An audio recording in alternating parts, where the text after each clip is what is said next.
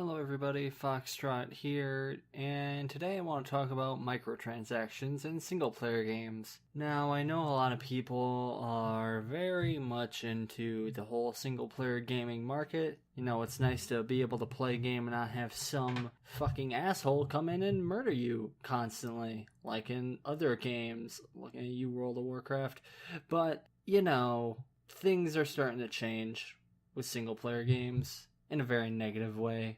I kind of want to talk about it because it is pretty important to me, and it is pretty significant to everyone, which is weird because normally I wouldn't be so upset over more content, but it's starting to feel more and more like it's not more content, but rather more content, as in cutting out the guts of a game and then repackaging it and selling it back to us.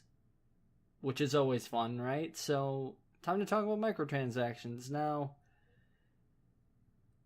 I'm going to get real straight with you guys. I don't care about DLC. In fact, I actively welcome DLC in all forms. Even if it's not the best DLC, any DLC is welcome for me as long as it's not something that's so minuscule that it doesn't really add anything to the game. For example, I am 100% okay with the Wasteland Workshop DLC, as well as other DLCs in the season pass for Fallout 4? Yeah, Fallout 4 is what I'm talking about.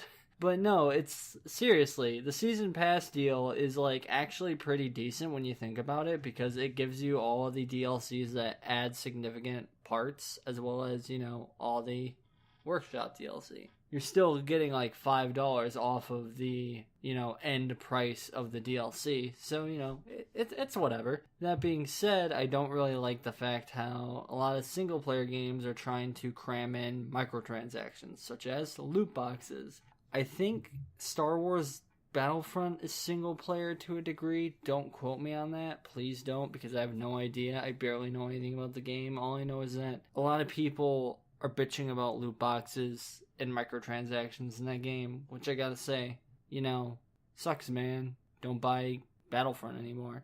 Simple as that. Like, honestly, before you buy a game, I'm gonna keep that in, by the way. I'm gonna keep that in, because, yeah, that was bad.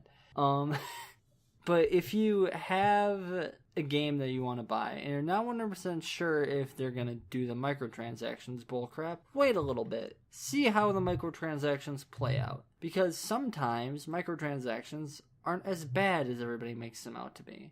Now, a great example of this would be, you know, DLC, like always, and other small little DLCs that really aren't that significant. I know Borderlands 2 has a lot of DLC that is basically just Halloween missions or Christmas missions or themed missions around certain things that really don't pertain to the story of Borderlands 2.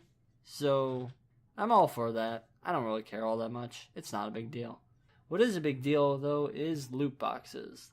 Loot boxes are the greatest underhanded mechanic in terms of gambling and microtransactions in the gaming industry, and anyone who uses them is a fucking asshole if you don't use them right. So listen up, kiddos. Here, I'm going to teach you how to know if your loot boxes and your games are being predatory towards you or not. And we're going to use Overwatch as the example, and Heroes of the Storm for the good example. So the bad example is Overwatch.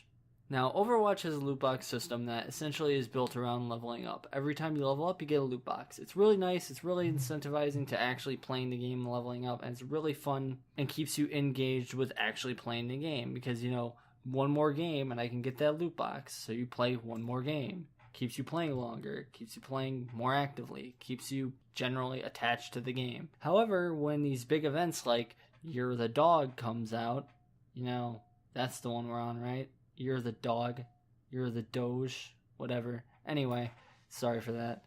So, the main problem is just that, you know, these big, amazing skins come out, and then you're like, oh man, I have to keep playing these games. However, there's a high likelihood that you're not going to get the skin that you want during that time period. So what do? Well, you put all your money in the loot boxes and hope that you get one, which fucking sucks. Let me explain.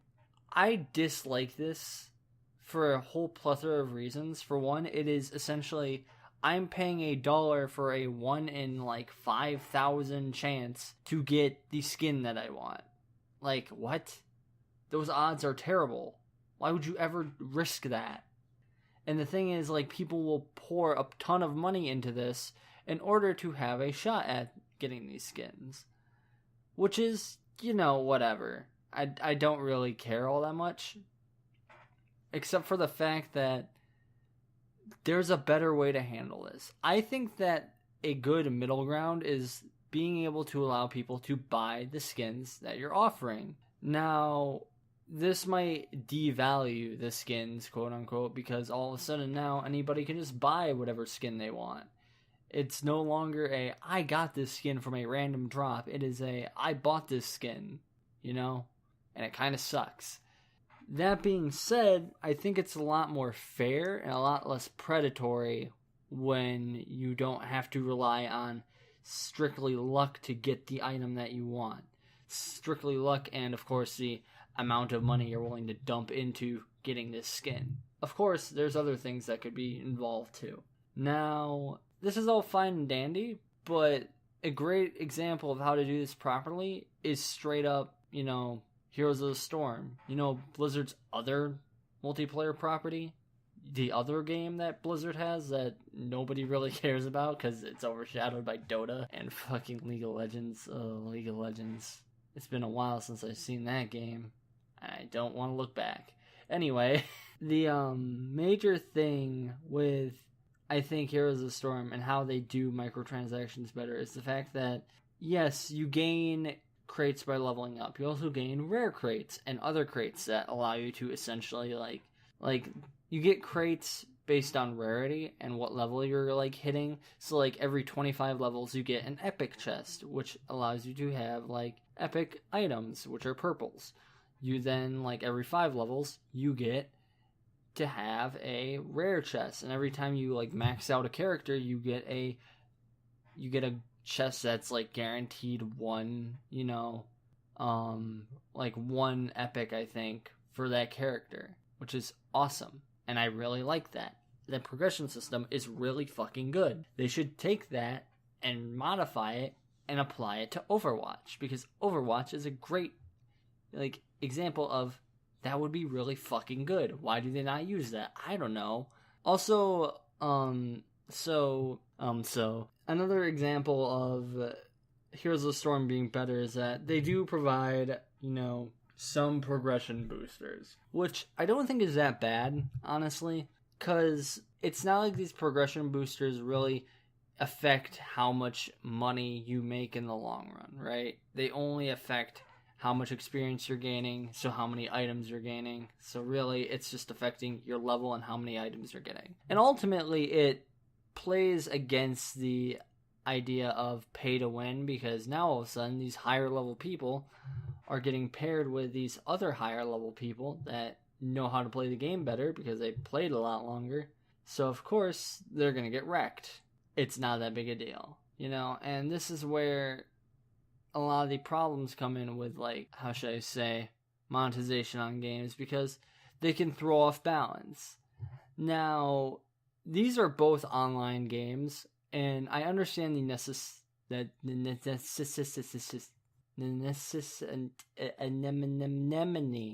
necessity of putting microtransactions in a game like that, because they have to keep their servers running constantly. They have to keep their servers up to date. They need to have maintenance on these games. They need to have people constantly working on these games in order to balance them better. These games are not just, one-offs and then they're done.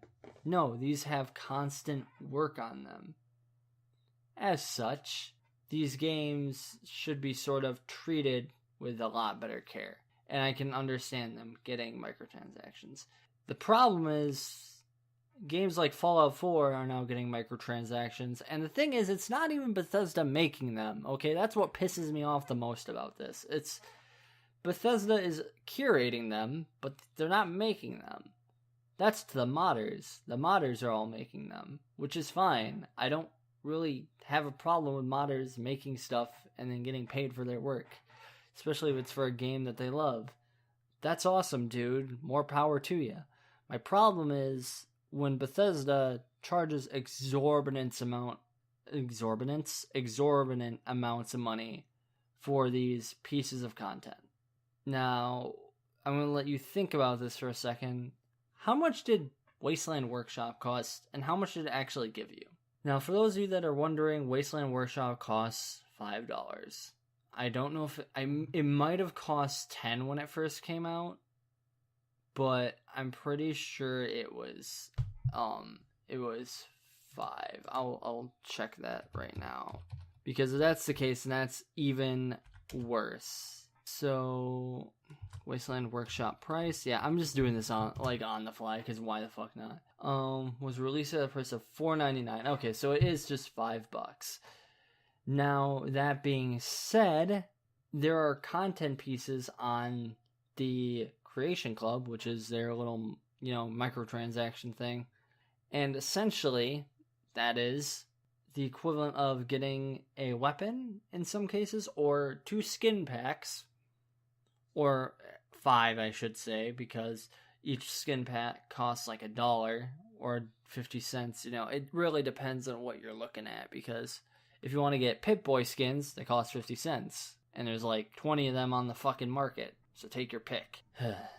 On top of that, there is the fact that there are power armor skins that all cost $1. And there's again, 10 of them on the fucking thing. What a shocker. Now, there's only been one piece of content that I've seen that's even remotely comparably worth the price, which is the Slocum's Joe pack, which, if you didn't know, the Slocum Joe's pack allows you to make diners, which is actually really cool, and I actually really like that. However, I don't want to support this type of system, so I'm not going to buy it. Even though I really want to, I'm not going to buy it because, yeah, I don't want to pay for microtransactions in my single-player games. Fun fact, I want to buy a single-player game and have the ability to play through all the fucking content without having to spend a bunch of little money on microtransactions. That's a nice thought, isn't it? Yeah, but with that being said, the major problem with this is just the fact that this is going to slowly become a norm if we don't stop this. Which, when I say we, I mean gamers as a whole need to stop it, because they vote with their wallets, and once a company realizes, hey, these microtransactions aren't making any money, we should probably stop,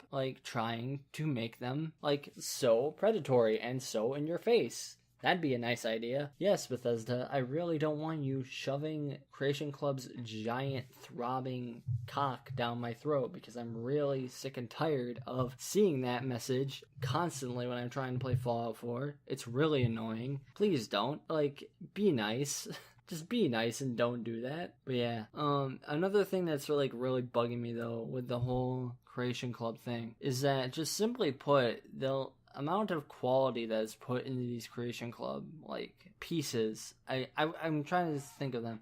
They're packs. They're content packs. The amount of work that's put in some of these content packs is actually really good. I really want to support the Slocum's Joe thing, but I can't because microtransactions. Now, of course, what would have been a better solution is if, say, Bethesda saw the popularity of the mods and said, hey, you know what? Let's do this. And they decided to hire on a bunch of these modders to work as a team to develop a giant mod pack, essentially, that is a paid mod pack, but it implements all these features that people seem to want within their game. Wouldn't that be something? Wouldn't that be something to be able to have a bunch of features that are constantly installed via mods anyway, and put them into the game? Bethesda, you might even learn something about what people want in your fucking games. Think about that. It's crazy, but it might be crazy enough to work. Now, I'm not gonna sit here and preach about how, oh man, Bethesda's evil, because I'm